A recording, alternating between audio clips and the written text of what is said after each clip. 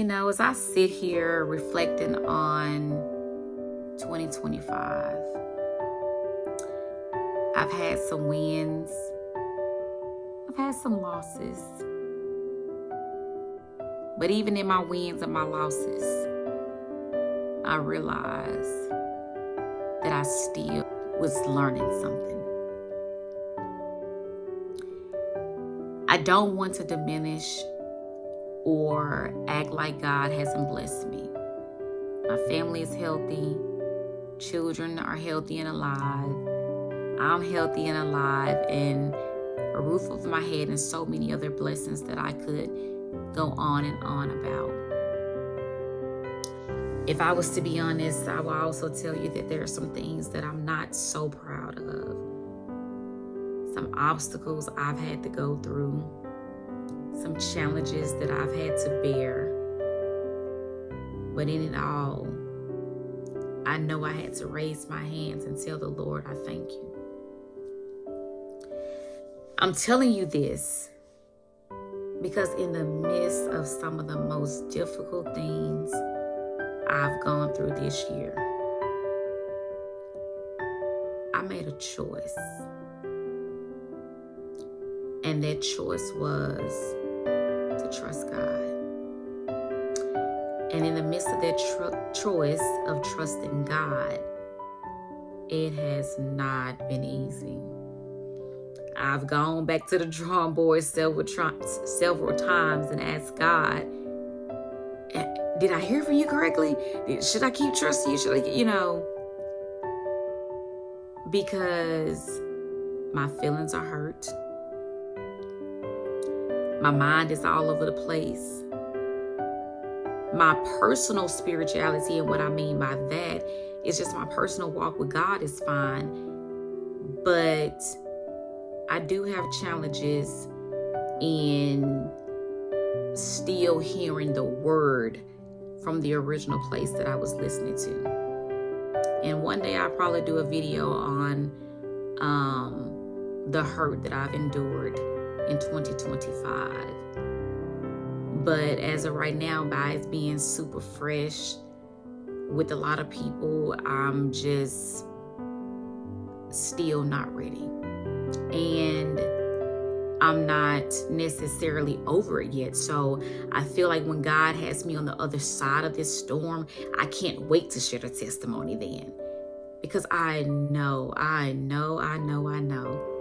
there has been so many people to deal with the hurt that I have dealt with this year.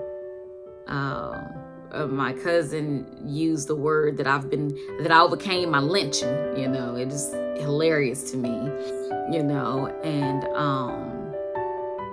but I've endured some trials, I've endured some tribulations, and I'm not yet on the other side of it. But I'm still going through the valley of it. And I heard Myron Golden talk about it, how he said that going through the valley is being in between two mountains, the mountain of just enough and then the mountain of more than enough. So I'm leaving the mountain of just enough, going through the valley of more than enough. And that valley period for me has been uneasy. And I know a lot of people looking at the end of the year and they're saying, oh, I'm so glad I get to start over. And for me, I look at the end of the year like it is the end of the year. I'm neither happy nor sad, but I'm like, it's literally the end of the year.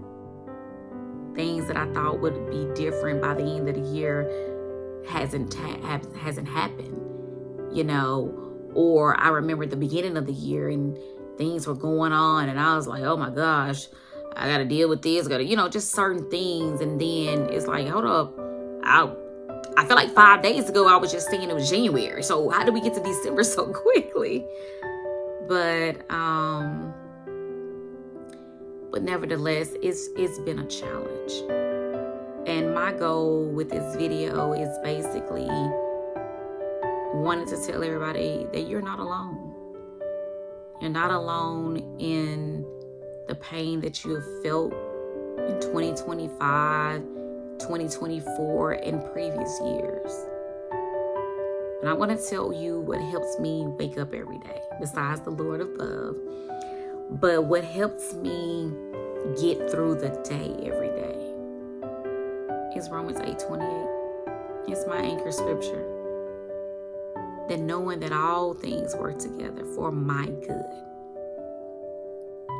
Even though I don't feel good in the moment that it's working for my good, I find solace knowing that it's working for my good. So the heartache, the heartbreak, the headaches, whatever aches it is, it's not good. It doesn't feel good. But God already promised me that it was for my good. It's like when I think about Psalms 23:5, and he says that I will prepare a table before you in the presence of my enemies. But in verse 4, he says that don't be afraid, for I'm with you. My staff and my rod, they comfort you. I now look at this scripture so differently. I said, Lord, you was making provisions in 4 because you knew 5 was going to happen. So I say, Lord, you were making provisions in my life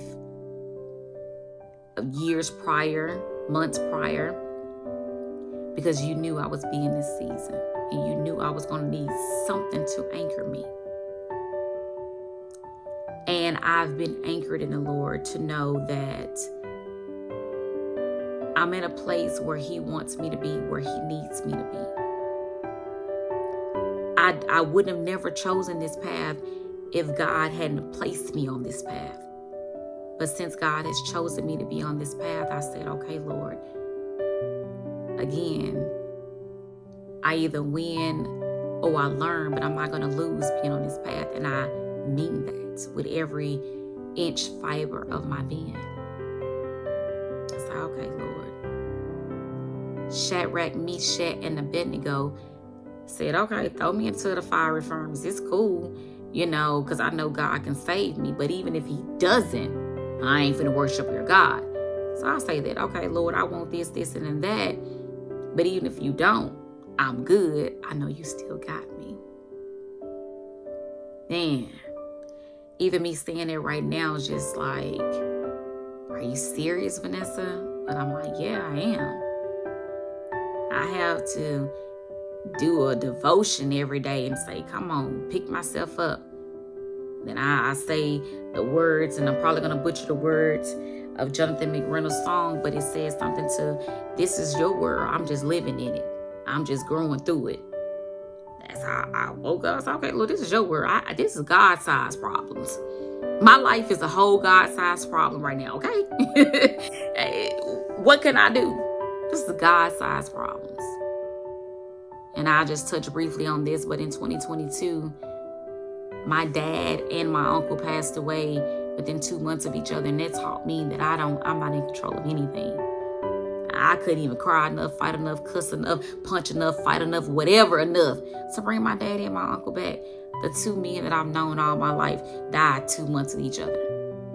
I say that to say I'm not in control of this situation now.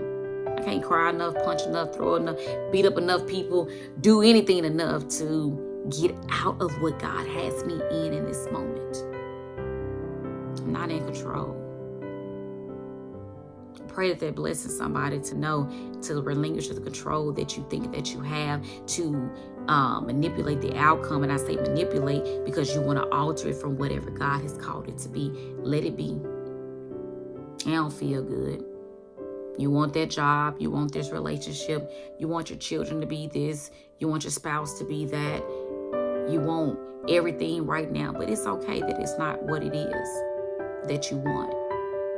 Because God said he has a plan for that.